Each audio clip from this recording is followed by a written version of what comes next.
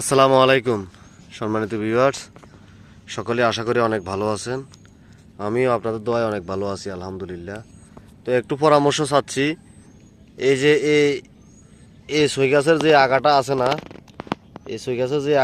না, এই আগাতে কেমনে যে দেখায়, মানে একবারে কালো কালো হুঁক বই গেছে। এই হুঁকরে আবার খাইবার লাই হিমবে চলিয়ে আছে, ঠিক আছে নি? এই যে হিমবে চলিয়ে আছে, আপনাদেরকে দেখাবো ইনশাল্লাহ। এই যে এই যে কালা কালা হুঁক বই গেছে, এই হুঁক এখন খাইবার লাই হিমবে চলিয়ে আছে।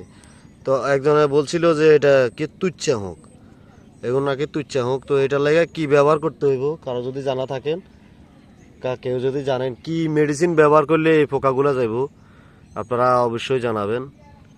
তো আমি নতুন কৃষক, পরামর্শ চাচ্ছি আপনাদের কাছে। এই যে বাকি মাঝে মাঝে সই গাছে এগুলো আছে, একবারে এরকম গোলায় এলাইছি। তো একজনে বলছে যে এগুলো তুচ্ছা হুঁক। তো তুচ্ছা হুঁক হলে এটার লাগে কী ব্যবহার করতে হবে কমেন্ট করে অবশ্যই জানাবেন। এই যে আর পিঁপড়াগুলা অনেক পেঁচাই গোছাই ধরছে, এই যে হ্যাঁ, অনেক পেঁচাই গোছাই ধরছে। তখন এগুলোর কী ব্যবহার করতে হবে আসলে আপনার কারো জানা থাকলে কমেন্ট করে অবশ্যই জানাবেন।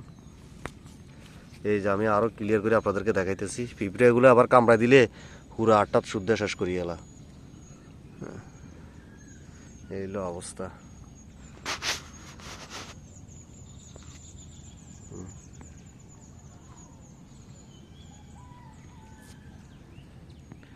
আমি ক্লিয়ার করে আপনাদেরকে দেখাচ্ছি।